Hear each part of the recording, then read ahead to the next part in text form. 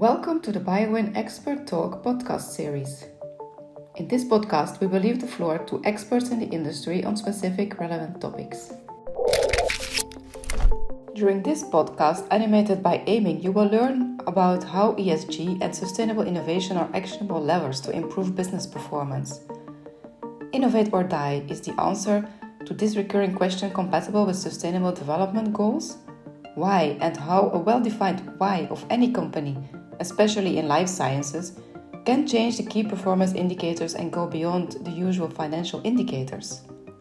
We welcome Fabien Mathieu, partner and managing director at Ayming France and co-author of the Ayming Institute book Profit and Planet: How Innovation Can Help Build a Better World. Claire Unterreiner, manager Life Science Division Ayming France, and Stefaan Heyvaert, Innovation Performance Manager Ayming Benelux. The discussion is animated by Thomas Kaës.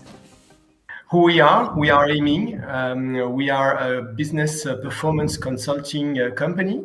We are helping more than 20,000 clients globally and 800 in Belgium, in which we are present for more than 18 years. And we have 800 clients. What do? We help companies making the most of tax incentives, but also reviewing the strategy. And finally, we help them finance their growth. This is what really matters for us. We have four main activities. One is to help companies reduce their HR costs. Another one is to help them get rid of the tax burden for real estate properties and the related taxes. We also help companies access grants at regional and also European levels. And finally, we of course help companies in their R&D financing strategies, helping them making the most of R&D tax credits, but also helping them with their management. There are some disruptions in biotech industry, and there are also pressure that are pushing companies to disrupt in the end. And what would be interesting is to have a look maybe now at what are the pressure that push companies to disrupt. Absolutely. And the point is that when we look at the different pressure on company, we saw the competitive pressure, like the example we had on Skype, Zoom, and so on. But actually, there are more and more source of pressures as well on the innovation of the companies. You have customer, employees, and at large, the different stakeholders, even somehow some shareholders. Now we see more and more investments, let's say, which are tagged as being really responsible, a lot of impact investment as well, forcing companies' innovation to be really compliant in terms of image, in terms of meaning. When we think about the constituents of a company, like the employees as well, they are willing to work for a company which gives some meaning and some images. When we look at this pressure, we need to differentiate between what constitutes really something deep in terms of image, meaning, linked to the ESG, linked to the sustainable development goals, linked to an environmental and social awareness. You may think that some companies not criticizing suddenly, I took the example of Total, because Total suddenly transformed as Total Energies to say, yeah, we are not only doing oil and gas, we are doing as well green energy. Fact is that I think 95% of their revenue is coming now from oil and gas still, and so on, but suddenly they make a rebranding. Is it greenwashing? Is it really that to create in the mind of the people the fact that they need to organize a change in the mindset even of their own people? Maybe changing the name impacts that, but at the beginning it could be as well the perception about some greenwashing about that. When we think about Bayer Monsanto, the deal when it happened, for example, and we know this very well from our perspective at Bayer, is that when they acquired Monsanto, with all the issues that were linked to the Roundup of Monsanto, suddenly the capital markets, they didn't accept this really, as the company, the conglomerate together was valued much less than what Bayer paid the price of buying Monsanto. it's really huge what the impact on this image, on the meaning that what it could have. And people who are basically making somehow a false, I would say, trial to Bayer, not knowing that Bayer was one of the most investor in the bioagricultural technologies. And that's true. They were investing at that time more than 5 billion per year on that, on the bioagricultural. But people were just thinking about this small stuff. So this pressure is very hard to control. When we think about the press and the media, the recent scandal, WhatsApp changing the terms and conditions, having the whole community and suddenly on the social network, even from their mother company, Facebook, basically is just creating such a buzz to say, oh, we go back on that. And then, of course, Claire was speaking already about that, the regulation. In your industry, in life science, it's huge, the regulation, the FDA, the MEA, and so on, which is the EMEA. It's huge, the pressure that you may have on the regulation.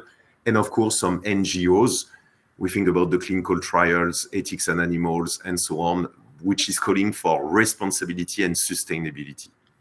So these are the landscape of the pressure that we can have on today on innovation when we deal with innovation as a company. Yeah, exactly. And Claire, maybe more specifically for life science? For life science, so yes, Fabien mentioned that the regulation is key. What drives innovation also is a cost. We know that the innovation has to be accepted by the healthcare system. So I think today you discussed about also the challenge faced by cell therapies and all what is related to personal medicine. So it's a huge challenge. Going back to the image and meaning, that's true that what we observe also it's a war of talent. I was mentioning before that pharmaceutical industry shift to biopharmaceutical industry 20 years ago already. But we also so with a huge demand for molecular biology, biophysics, bioproduction skills. But we also know the shift to VUCA world, what Fabien mentioned before, and the digital world. So there are new competencies also required, such as synthetic biology, artificial intelligence, risk management. And these competencies are rare in Belgium, but also in France or in the US. And they have to be also associated with soft skills, because to conduct some projects in healthcare now, you have to work with so many different type of profiles that you have to be very open. And you have to be able to collaborate with many different people. So to be attractive, I think, and to have the best talent, a company has ready to communicate about her involvement in ESG. But it's particularly important for new generations. We see that the new generation entering into the market with the competency we need in the industry, they have to be proud of the companies they are working for. The old generation also, but new generation is particularly make particular attention to that. And the company has really to be engaged in sustainable projects. It's very, very key for the recruitment, your image and the meaning of the company. Well, so what does it mean for ESG and innovation? First of all, based on all what we have just said in terms of a changing context, in terms of technological disruption, in terms of a lot of different pressure. I would like to share with you at the moment what we see working with basically more than 2,500 clients around the globe, and working on 15,000 R&D projects every year. Basically what we see, and to share with you as well what is our vision and conviction as experts of innovation.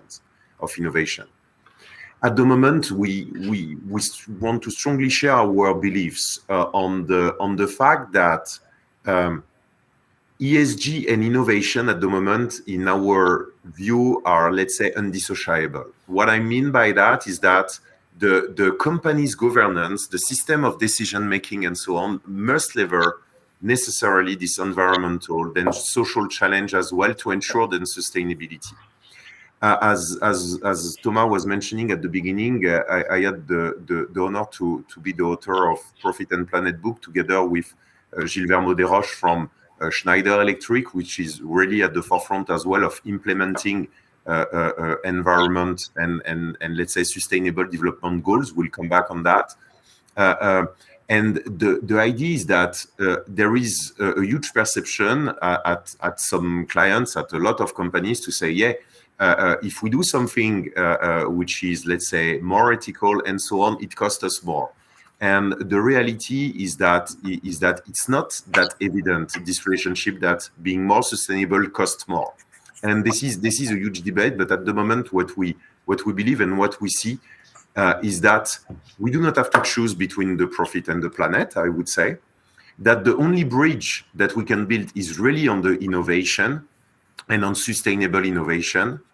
What we see as well, and a lot of examples on the market, let's say, testify that, are proving this, is that the tomorrow's innovation can only be recognized and adopted by the market, adopted by the employees, adopted by even the capital market on the investors, only if they are sustainable and impactful for the people and for the planet.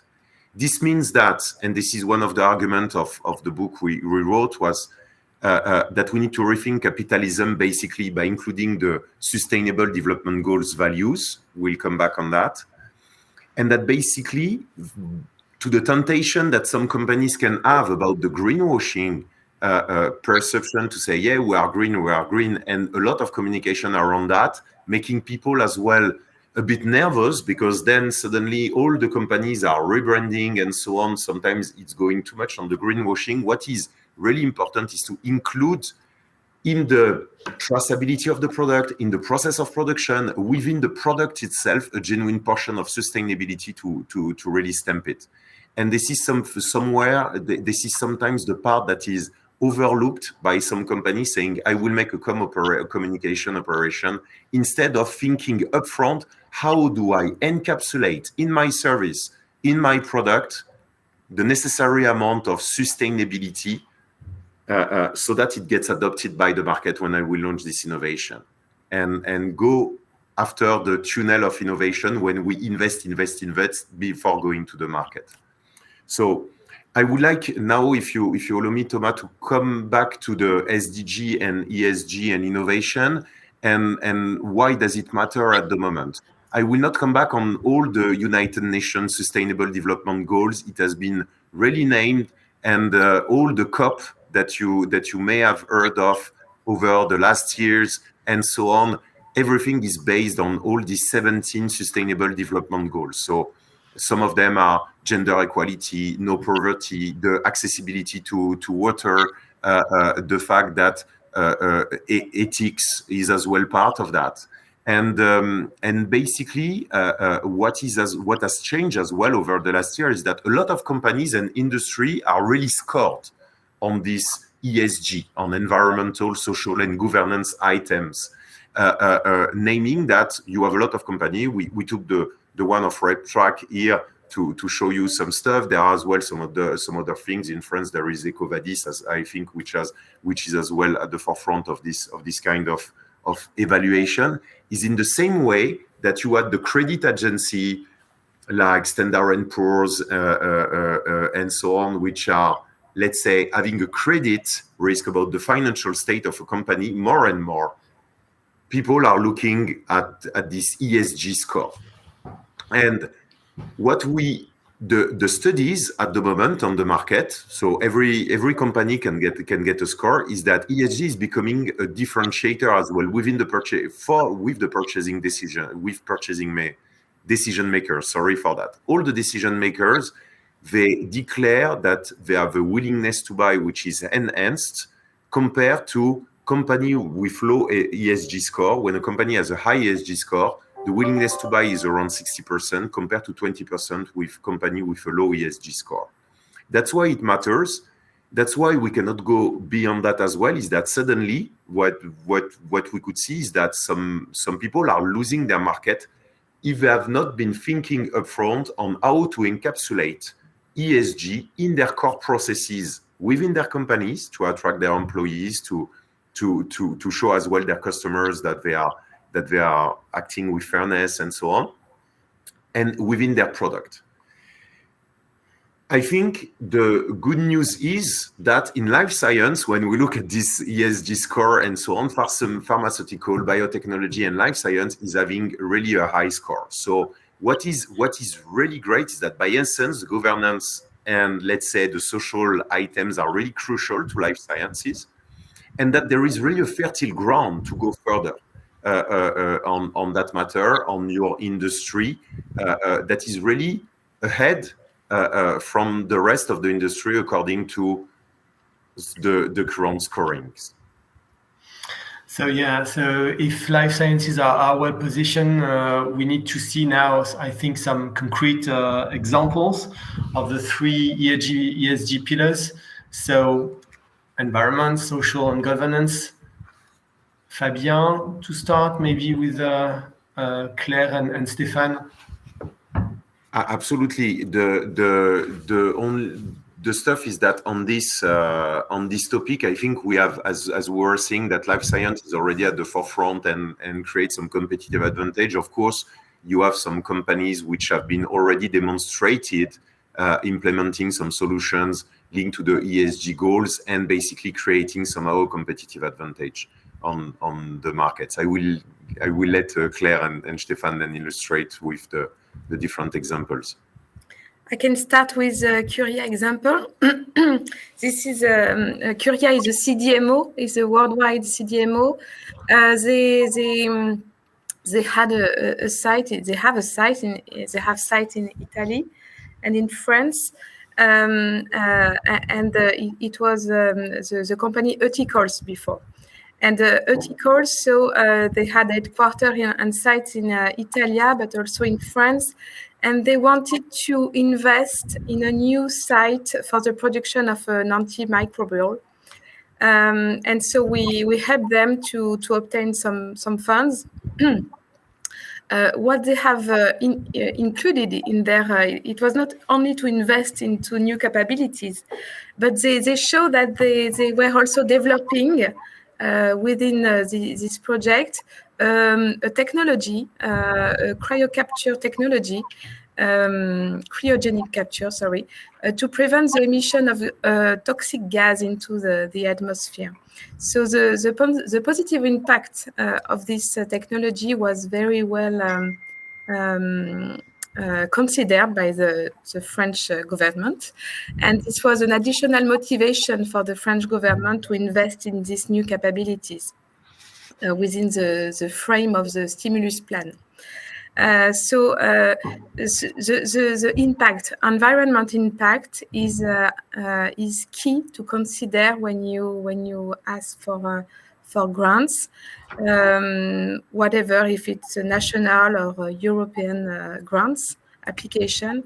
And we have to be very careful in the calculation and the demonstration of how your project have positive impact in terms of it can be water consumption, it can be the antimicrobial resistance, it can be the waste valorization, the removal of solvents, the carbon footprint. It's very important to take into account this positive impact. Another example, Stefaan, I think. Yes, another example is the investments that the pharmaceutical Takeda did in their global manufacturing site at Lessine, which is famous, of course. I think if you look at the breakdown of some of those investments, you see, amongst other things, 8,000 solar panels, investments into machines and in infrastructure that would allow them to reduce their water usage by 90%. Using, by the way, a machine from the Belgian group Ecopac, who is also renowned in when it comes to innovation in water purification. Another was a continued pledge to carbon neutrality by 2030. So you see that it becomes from just that it becomes also focus in the investments for even large global manufacturing sites. Another thing that's also very relevant is Pfizer in Puurs, of course. Pfizer in Puurs has its largest European production and manufacturing sites, and it has installed and taken into usage 2 wind turbines to leverage renewable energy resources for an infrastructure that the 2 recent years, of course, have shown to be very useful and critical for addressing the global health crisis. All right. What about social? There is an example I wanted to mention regarding social impact. Of course, the pharmaceutical industry has a key role in social impact. I don't know if you have heard about the Merck donation program for Mectizan. It's not the only initiative for solidarity, but in the 80s, Merck committed to donate as much as needed for as long as needed this treatment to people suffering of river blindness in Asia, Africa, and South America. GSK also collaborates in this program to donate another treatment, albendazole, which together with the molecule of Merck can treat another disease associated with river blindness, with the elephantiasis. And 4 billion treatments have been donated to population in 30 years. And these illnesses were eradicated in some countries or have much decline in others. So this is the kind of initiative with social impact, with a very huge social impact. Thank you, Claire. I think, Stefaan, you have an example, and also we'll be doing a focus just after on a topic. Sure. I think another example is Pfizer, which decided more recently, I think somewhere around April, to vaccinate at their own cost their employees, which you could argue is, of course, part of the self-serving, but they also did it at their own cost to vaccinate also the families of those employees with respect to the parents, the in-laws, the children older than 16. So all at their own expense in an era where it was not yet regulatory mandated. Yeah, true. And we'll be focusing on gender equity thanks to a research we've been doing recently in Belgium. So, Claire, regarding governance, we've seen that data is particularly important. So there might be some rules that are expected for companies to use data, but you also have some example with Pfizer as well. Yes, Pfizer. They had a quite original initiative. They had equity in their core value in 2020. Equity through parity internally to be sure that the parity is respected, but also equity in clinical trials. And this is a little bit more original because we all know that this is not always the case. And there is no equity currently in clinical trials, as only 7% of clinical trials are done in Africa and Middle East. So this kind of his initiative is completely in line with ESG, I think. Yeah, true. So getting back to you, Stefaan, with a special focus. Yes, sure. So when you talk about equity and gender equity, one of the most upfront topics is of course the disparity in pay, the gender pay gap. So recently, Ayming did a widespread study on salaries for scientists in Belgium, and we looked at scientists across industries, across the whole trajectory of a career, across genders, and across geographies. And so there were some interesting insights that came out of that, which will be released over the next few months. But I want to address two things. One, if you look at all industries, you see that on average, only 29% of researchers here in Belgium are women, which is in line with the global statistics by the OECD. But if you specifically zoom in on life sciences, you see that at least 40% of researchers are women. So that brings a little bit more balance. So at least where there you see why life sciences can be ahead or has a head start when it comes to one of the pillars of ESG. Another thing is, of course, if you look at the pay gap across industries, there's still a 23% pay gap that we noticed for scientists across industries in Belgium, whereas in life sciences, that pay gap is significantly reduced. So it's up to about 9%. Still a pay gap, but at least significantly reduced. So overall, what we do find is that our findings with respect to salaries in life sciences very much confirm why the pharmaceutical sector and the life sciences sector score so high on those ESG. Yeah. So thank you guys for all these examples. But now, how do we do? How do we go further? And how can we be pragmatic? This is in our DNA, I think. And can you give us some insight, Fabien, about methodology or tips and tricks to move on this? Yeah, thank you very much, Thomas. We basically, I think we'll show all this stuff on one example later on, and Claire will guide us through one typical example. What we notice and what is very important in terms of methodology if we want to make all this actionable, because the point is that when we look at all the pressures that we have in terms of technological disruption, the pressure on how to be, let's say, more sustainable in the way of developing, basically, when we need to act and when clients are asking to us, for example, yes, but now how do we do this really?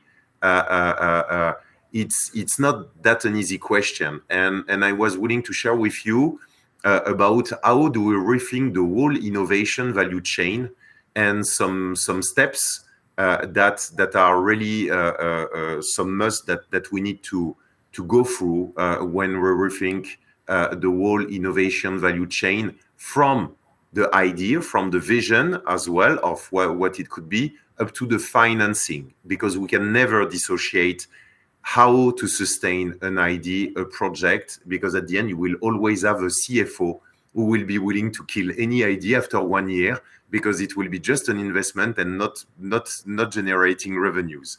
Nothing against the CFO, they are my friends and so on. It's just that I'm telling them as well, quite often, if you want to make the idea live longer, you need to give some time to some innovation. But we never know what, and especially in this market. I will come back on that just very quickly later on. What is important to have in mind is that usually it comes from rethinking from the vision and the strategic alignment. What I mean by that is that a lot of companies, after 10, 15 years, 20 years, 30 years of existence, or even longer, they may have missed or forgotten what was their initial vision when they have been created, to which problem on the market they were answering, really, and how it has developed. And sometimes it's really crucial to come back to the DNA of the company and to rethink and to realign the vision. What we see at a lot of companies is that even when you go in different departments, corporate, production, marketing, and so on, you even do not find an alignment about what is the why of the company. What is the why of the company? And rethinking about the why, thinking as well more on the factual side, what are the technological orientation that we have been tackling now? What could be the different technological orientation that we have not to get disrupted? You remember the fear that we have at the beginning of the technological disruption. Basically, what our customers, our clients are asking now with a certain perception that maybe my clients today, my customers now are not my customers of tomorrow for this typical product. So this is really a certain balance on how do we identify the needs and the market, let's say all these market needs from a market maybe that is even unknown when you launch an innovation, and how do we transform and organize the different decision-making processes and the organization on how do we develop this product or this service within the company could be very specific as well when it's brand new. And basically, how do we finance that? These are really the key steps we need to have in mind and that we need to tackle when we make such a project on when we want to implement more, let's say, to make an innovation that will be accepted by the market. So that will include, that will encapsulate the right content of what makes the life happier of the people, the social impact, the environmental impact, and make something that people will buy at the end. So it's really important to have that in mind. And I'm just willing to come back before explaining you how we can run this on a typical example. And we have run that on a typical example in your industry to come back on the financing of the stuff, because it's really important in the audience. I'm sure we have a lot of decision makers as well, and to give this awareness about what we see and on how to kill or to make live an idea. Thomas, if you want, we can go to the next one. Basically, what we see is that as we have an acceleration of technologies and so on, it's more and more difficult to evaluate true ROI when we are dealing with unknown markets, as we were saying, unknown customers. So if I take my customer base and I project maybe their prices or their needs and so on, maybe I'm wrong, because I will not tackle these guys primarily with this innovation. And sometimes some side products as well, which could be unknown, and some derivative that could be unknown later on, but that this innovation will enable me to put myself on a platform, developing then the different derivatives of products and services. Traditionally, in the decision-making canvas, and no wonder, it's normal, because we have all been educated in that. I have personally been in the business school, at an engineering school and a business school and so on. We are all educated to say value is created by NPV that is positive. And if a project, and if someone is telling you, oh, this is strategic, it has an NPV negative, never do that. This is what I've been taught in my MBA, for example. The point is that the things are changing now, not knowing exactly to whom it will be tackled, knowing that this uncertainty when we launch a product is huge, and it creates as well a lot of uncertainty into the decision makers, because then we have the tendency not to give time to this innovation. And one of the key things to tackle when we want to rethink the innovation value chain, when we want to re-explore the innovation from the vision up to the financing, usually the financing is something that could be a killer criteria. And what we see is that sometimes we kill the games as well as we are killing, let's say, the bad projects. I would say the rotten apple projects. But it's more and more difficult to differentiate to differentiate what is a rotten apple and what is my future star. And the pure financials that we are building when we build an ROI before launching a project in a lot of company today is too much driven by the finance itself, not taking into account some other criteria. What we have seen in some industries, for example, is that even the carbon content is now one of the criteria in the ROI. Some companies are deciding that in their budget, they decide to expense as many carbon as that, and having driven by them, let's say, a lower consumption every year. So forcing them to make actions, innovation on how to decrease that. And when they have expensed their budget, then they stop. There are some companies today that are managed in this way from a governance perspective.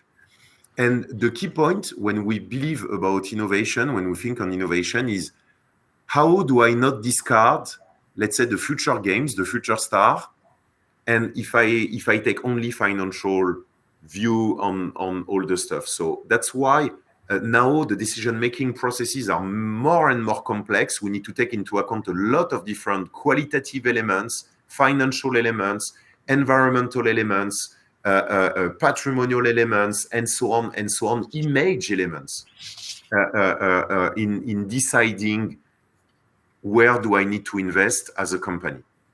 And so the challenge is really to complement the traditional models with whom we have all been educated with, all of us, with a different perspective. And this is basically what we defend when we want to develop this ESG and innovation perspective on some clients. And Claire, maybe you can shed some lights on a typical business case. Yes, of course. This is what we have done, yes, for a French pharmaceutical player very recently.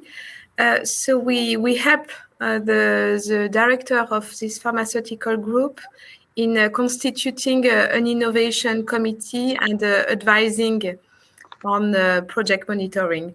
So the context, a little bit words about the context. It was that the CEO was retiring, and his successor wanted to reform the organization of the innovation in this group.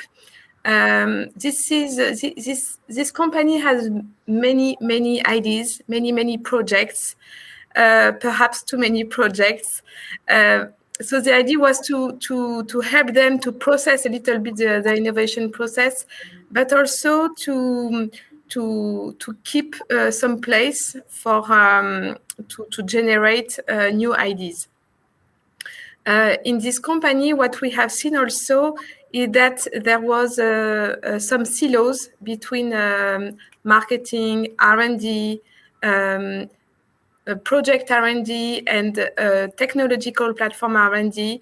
And there was a lack of alignment between the collaborators on their own definition of the innovation of the group.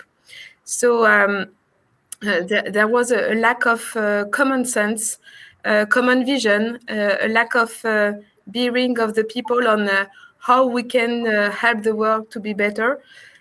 So we first perform in the step 1 on the left, we first perform a golden circle workshop, with why, how, and what. I don't know if you are familiar with the golden circle from Simon Sinek. And so in order to align the people on why do they innovate, what are their DNA for innovation, and with this kind of workshop, you want to align the different people on a common vision. The second step, which is very important when we speak about image, is to compare this vision to internal stakeholders, but also with external key opinion leaders, to see if there was some differences in perceptions and expectation from the key opinion leaders. So it's very important to get this vision, because key opinion leaders give you an informed vision of the trends, of the sectors, the evolution of the market needs, and how they think that the pharmaceutical company, this one in particular, can address the market needs.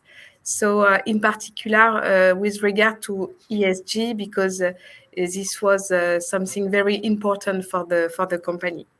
The third step, we work on the value chain with the determination of which kind of project serve which objective, objective in terms of competitive advantage, technological development, and also ESG.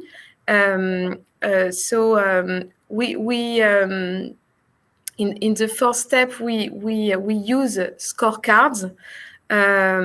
We develop tools to facilitate the generation of new ideas, to support the innovation process, to select also projects according to criteria coming from the phase 1 and 2. Why we innovate and what the key opinion leaders expect from us. So these criteria are really in line with the strategy of the company. And in the last phase, very operational, we develop roadmaps to monitor projects according to performance indicator and so on.